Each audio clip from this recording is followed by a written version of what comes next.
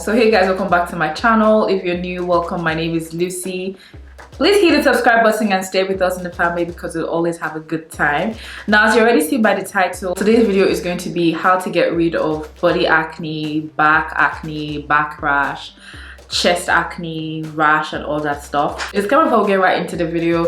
I am not a dermatologist, nurse, a doctor, whatever. I'm just going to give you tips based off of my experience with these issues, and I hope they work for you because they worked for me. Okay, let's just get straight into the video without wasting time. I suffered with body acne for quite a while, to be honest. Most people are shy to speak about this because obviously like it's a sensitive and kind of, you know, touchy topic, but don't worry, that's why I'm here to like give you the tips, talk to you about what you could do to get rid of this, because I got rid of mine and it stayed off for years. Even when I stopped doing these things and using these products, I've been able to keep it off for years. Now let's talk about like one important thing that most people miss out when it comes to body acne. Make sure that you wash your hair first before you wash your body. I know it's a no-brainer, it's a given, most people actually do this. I mean, I'm guessing that everyone does this,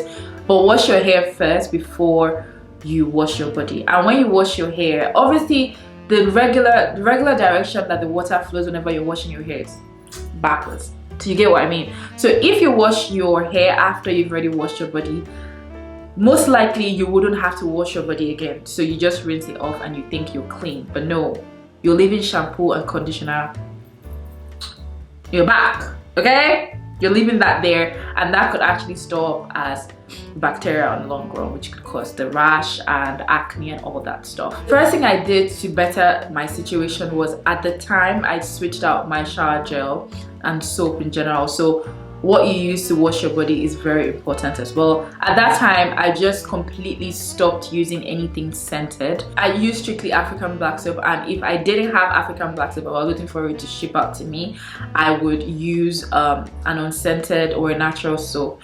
One that I know Baba has, well, I don't know if that's like a popular brand, but it's a brand called Baba. I'm going to put on the screen. They have one. I still use that till date. I still buy it every time because I use it for certain areas that I should use it for. Okay, so Baba has that natural soap, unscented. Sanex has one too that I really love and I still use it sometimes.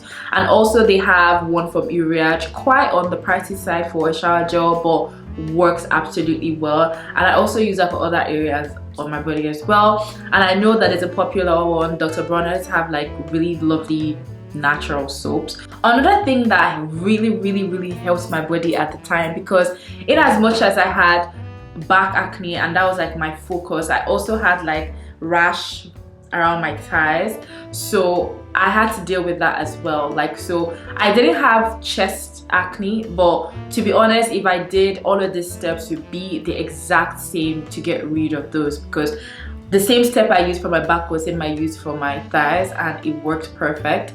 So this was basically the beginning of when I started getting into exfoliating your skin, body scrubs and all that. I make my body scrubs and I try to do it like the most natural way possible with sugar and just like essential oils, especially at that time, because you don't want anything that will irritate your skin. So everything that you should be using at that period should be completely stripped of any type of harsh chemicals or ingredients, and also like fragrance and all that stuff. Just want to put that aside because it could easily get infected, so you just want to stay away from some certain products. So scrub your skin very well and make sure that you're using gloves or sponge, however that you want to. And that period I switched out, I think I actually switched out my sponge for a stronger one at that time because I needed to really scrub my body. One major thing that I included into my routine, I did have it but I wasn't using it as consistent, was the back scrub, because they do have like the wooden back scrub. Everyone needs that, so when you're scrubbing you can get there. So I was scrubbing every single day. At that period I was using only Johnson baby oil, and sometimes I would actually use coconut oil because I mean it's slightly scented but it was safe because it was natural. So I would use either coconut oil or the Johnson baby oil. I didn't use anything else than those two. And even the coconut oil, I was really careful with the time that I used it because I just didn't want anything that was going to make my situation worse. So I know that it will help when you switch out your lotion, that just for that period. And it took me about 2 weeks to get everything out of my body, and I'm not even exaggerating. It took me 2 weeks for everything to be clear, and it stayed off. A major recommendation and important, highly important product that I started using again was Dettol. All my Nigerians, Africans know Dettol. I don't know how popular it is like anywhere outside Africa, but I know my mom used to basically drench us in that shit. But Dettol was my mom's go-to for every skin problem, every kind of cleansing of the skin, clearing out the skin. My mom would use Dettol. Dettol is an antiseptic liquid that helps you remove germs and bacteria from your skin. There was a soap that was called Tetmosol. If you're Nigerian or African, you probably know this soap. I didn't like the smell of Tetmosol because it smelled like the hospital to me, so I usually never ever liked it. But my mom swears by it, like, and honestly it worked for us as kids. So when I was going through this, I kind of got the tip from my mom. Like, I just remembered like the entire thing, and I was like, okay, you know what, maybe I should try this. Dettol, they have the soap and then they have the liquid. Listen, that thing is so strong. Like, it is super strong. But how I use it is sometimes I would use like a cotton pad and like use it to clean out my thighs.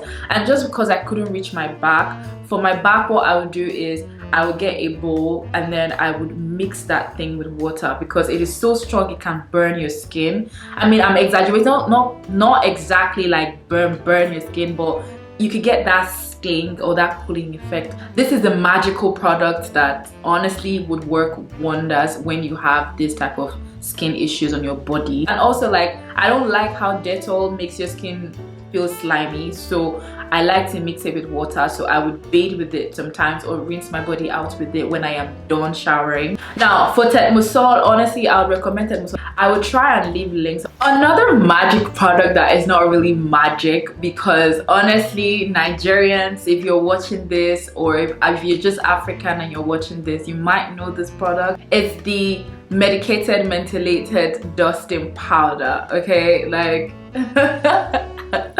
listen, this powder will change your life, and that's on what? That's on period. Like, it will help. And to be honest with you, there are so many people that talk about using this mentholated powder, dustin powder, for pimples as well, like acne on the face and stuff. It works, I mean, for them, but I've never really had to deal with acne to an extent that I had to use products, which I'm grateful for, rather dealing with hyperpigmentation here and there. But that's, by the way, that's besides the point. But yeah, try this and thank me later. Honestly, like, you would be amazed how well this would work on your skin. Okay, I advise you as well to use the dustin powder at night, because that way you're not stepping out in the sun. You just rub the dustin powder around you, like affected areas, and you go to sleep. Do that every single day, and trust me, you're going to see results, like results. There are some important things that I also like you to consider when you're going through this phase, this disturbing and unpleasant phase. One is that you need to always change your towel. I know this is a given, this is a must, everyone knows this, but let's think about it though. Like, how many times do you really change your towel? How long do you use your towel? Ask yourself that. So you need to change your towel. Now another question would be, how long do you leave your shits on your bed? How long? Answer the question. How long do you leave your shit on your bed before you change it out? I feel like you don't wear really tight clothes so that you could have air going to your body. So that was one thing I did. And luckily for me, when I was going through this, it was during the summertime. So I wore a lot of dresses, a lot of skirts, like just basically just let air come into my body, because it was important that air had to come into my body at the time. You don't really want to like compress your skin, you just need to let it breathe at that time. So dresses and all that, just wear free surfaces. If you're going through this during the winter or the colder seasons, just try to not, you know, squish your skin, okay? So that's basically it that I have for you guys today. I hope these tips help you get through this phase of body acne, because honestly it's not cute. But just try this and let me know what you think in the comment section below, because honestly I am 100% sure that these tips will work for you. Like, just try it, okay? Just give it a teeny weeny chance and you would see magic, like wonders happen in your skin, like in a matter of days, like a difference, okay? Now, if you're not subscribed to my channel and you watched up to this point, go ahead and subscribe below. Leave me a thumbs up if you enjoyed this video. Let me know your thoughts in the comment section, like I said earlier, and I will definitely see you in my next one. Bye.